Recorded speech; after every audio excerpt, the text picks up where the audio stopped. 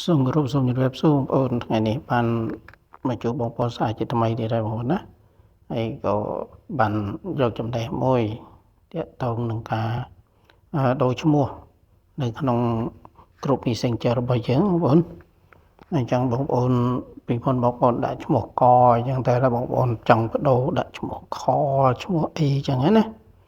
អញ្ចឹងអានឹងបដូរបងប្អូនណាយើងអាចបដូរបានឥឡូវមុននឹងបងប្អូនទស្សនាវីដេអូនេះហើយកុំភ្លេចជួយ Subscribe និងចុចសញ្ញាកណ្ដឹង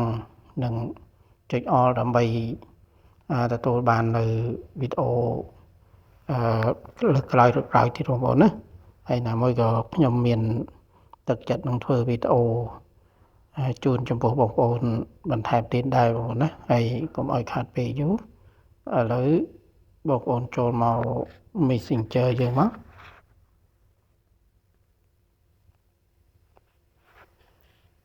ហើយនេះបងប្អូនយកគ្រប់មកឥឡូវគ្រប់ខ្ញុំយកគ្រប់ខ្ញុំមួយខ្ញុំមកបដូរឈ្មោះឲ្យបងប្អូនមើល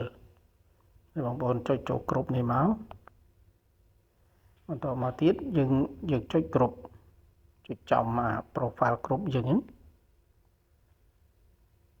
បន្តមកទៀតឥឡូវបងប្អូនចុចសញ្ញានៃសញ្ញាត្រេ3នៅខាងស្ដាំដៃយើងហ្នឹងចុចសញ្ញាត្រេ3មកហើយបន្តមកទៅវាមានតមកទៅមាន change group photo change name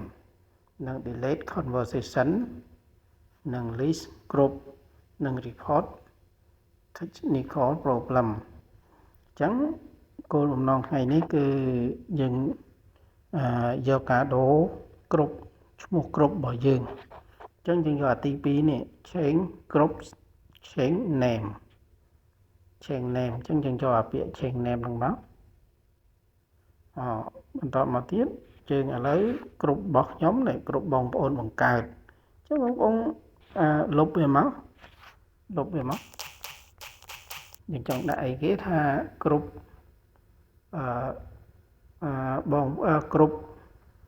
អីក៏បានដែរបងប្អូនដាក់មកថាឥឡូវដាក់គ្រប់អីផ្សេងទៅបងប្អូនចង់ដាក់ប៉ុន្តែនេះគាត់ថាខ្ញុំជួយប្រាប់ថា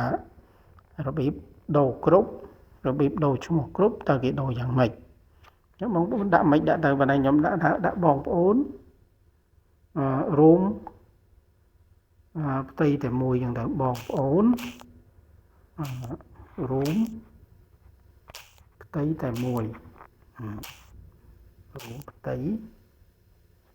តែមួយ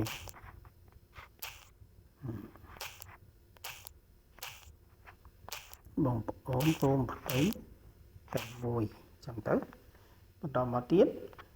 បើសិនជាយើងអត់ចង់បានទេយើងចុចថា remove បើសិនជាយើងថាឈ្មោះគ្រប់នេះគឺយើងអាចទទួលយកបានហើយណាហើយយើងចុច save ឃើញវីដេអូឲ្យបងប្អូននេះឃើញវីដេអូឲ្យនេះបងប្អូនរួមផ្ទៃតែមួយនេះហ្នឹងអញ្ចឹងវីដេអូហ្នឹងគឺមានតែប៉ុណ្្នឹងបងប្អូនគឺមានតែប៉ុណ្្នឹងហើយកុំភ្លេចបងប្អូនជួយ Subscribe និងចុចសញ្ញាកណ្ដឹងខ្ញុំបាទមួយផងសូមអរគុណនិងសូមជម្រាបលា